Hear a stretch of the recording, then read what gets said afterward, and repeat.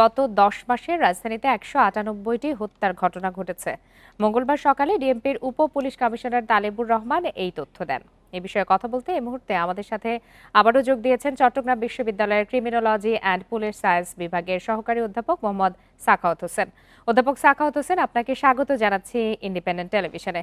আপনার কাছে একটু শুরুতেই জানতে চাই যে ১০ মাসে রাজধানীতে ১৯৮টি হত্যাকাণ্ডের ঘটনা ঘটেছে, এটি কতটা ভয়ানক বলে আপনি মনে করেন?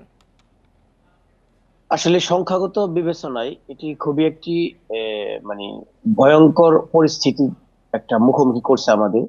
কিন্তু এর পিছনে অনেক কারণ থাকতে পারে, যেগুলো বহুমুখী কারণ বলে আমি মনে করি। কারণ আমরা অপরাধ বিজ্ঞানে ডার্ক ফিগার অফ ক্রাইম নামে একটা বিষয় আমরা পড়ি। ডার্ক ফিগার অফ ক্রাইমের কারণে অনেক সময় অপরাধ সঠিকভাবে লিপিবদ্ধ হয় না। লিপিবদ্ধ না হওয়ার কারণে অপরাধের সঠিক সংখ্যা আমরা জানতে পারি না। কিন্তু বর্তমান পরিস্থিতিতে মনে হচ্ছে মিডিয়া কিংবা থানার নিকট, পুলিশ অফিসারদের নিকট এই মামলার সংখ্যাটা পূর্বের তুলনায় বৃদ্ধি পেয়েছে এই কারণেই যে মানুষ অপরাধের মুখোমুখি হওয়ার পরবর্তী সময়ে থানায় মামলা রুজু করছে, যার কারণে মামলার সংখ্যা বাড়ছে। এটা হচ্ছে এক নম্বর একটা কারণ। দ্বিতীয় কারণ হতে পারে অপরাধের যে কার্যকরের সম্পর্ক আছে, সেই কার্যকরের সম্পর্কগুলো মূলত মানুষ কি জন্য অপরাধ করে, সেই অপরাধের কারণগুলো আমরা সঠিকভাবে আইডেন্টিফাই করতে ব্যর্থ হচ্ছি। এছাড়াও আপনি দেখবেন যে মোটিভেটেড অফেন্ডারের সংখ্যাও ক্রমান্বয়ে নানা কারণে বেড়ে যাচ্ছে। কর্মহীন মানুষের সংখ্যা বেড়ে যাচ্ছে, মানুষ নানা কারণে ডিপ্রেশনে চলে যাচ্ছে। হ্যাঁ, সঙ্গত কারণেই আমরা মিডিয়ার মাধ্যমে জানতে পারছি চিহ্নিত অপরাধী যারা, চিহ্নিত সন্ত্রাসী যারা, তারা প্রকাশ্যে ঘুরে বেড়াচ্ছে। হ্যাঁ, এর পাশাপাশি আরো বেশ কিছু রাজনৈতিক কারণ থাকতে পারে, সাংস্কৃতিক কারণ থাকতে পারে। বিশ্লেষণ যেটিই হোক না কেন, হত্যাকাণ্ডের কারণ উদ্ঘাটন হলেই কি বলা যায় যে আইন শৃঙ্খলা পরিস্থিতি নিয়ন্ত্রণে রয়েছে? কারণ হত্যাকাণ্ড তো ঘটে যাচ্ছে। এখন যে বিষয়টা হচ্ছে, আমাদের আইন শৃঙ্খলা রক্ষাকারী বাহিনীকে আরো কঠোর অবস্থান নিতে হবে। কঠোর অবস্থান নিতে হবে এই অর্থেই, আপনি দেখেন যে হত্যাকাণ্ডগুলো ইতিমধ্যে ঘটেছে, কয়টা হত্যাকাণ্ডের বিচার আমরা নিষ্পত্তি করতে পেরেছি। এখন মানুষকে যখন আমরা পানিশমেন্ট দিতে পারবো, তাহলে এই পানিশমেন্ট একটা দৃষ্টান্ত হিসেবে পরিচিতি পাবে। হ্যাঁ, এই পানিশমেন্টের কারণে অন্যরা সাধারণত অপরাধ করতে দুঃসাহস করবে না এবং অপরাধের সংখ্যা ক্রমান্বয়ে কমে আসবে।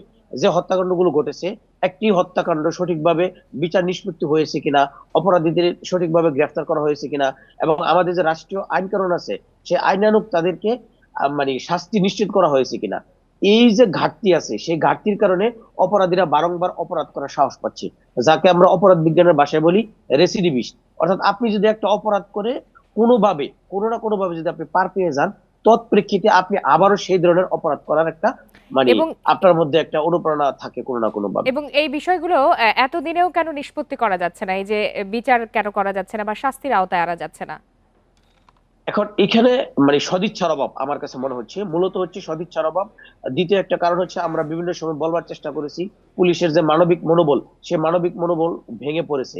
এবং কিছু কিছু জায়গায় দেখা যাচ্ছে আইন শৃঙ্খলা রক্ষায় দায়িত্ব পালনকারী সময় পুলিশ অপরাধীদের দ্বারা নানাভাবে ক্ষতিগ্রস্ত হচ্ছে, ভিকটিম হচ্ছে।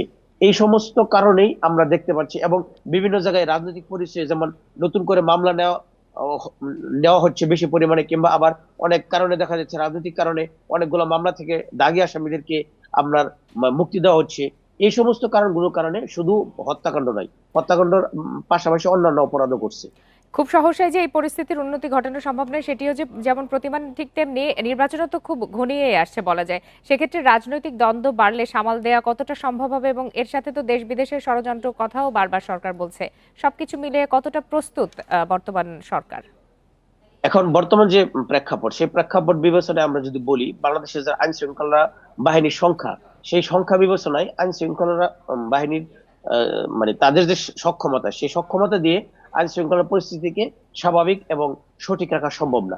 সেখানে আমাদের একটা সমন্বিত প্রয়াস দরকার। আইন শৃঙ্খলা রক্ষাকারী বাহিনীকেও পুরো একটি ভূমিকা পালন করতে হবে, রাজনৈতিক দলগুলোকেও সদিচ্ছা নিয়ে সামনে এগিয়ে আসতে হবে, এবং আমরা যারা সমাজের নাগরিক আছি, তাদেরকেও আইন মানার যে একটা সংস্কৃতি, সেই সংস্কৃতিতে ফিরে আসতে হবে। কিছু হলেই দেখা যাচ্ছে আমরা আইন ভাঙার ক্ষেত্রে আমাদের আগ্রহ পরিলক্ষিত হচ্ছে।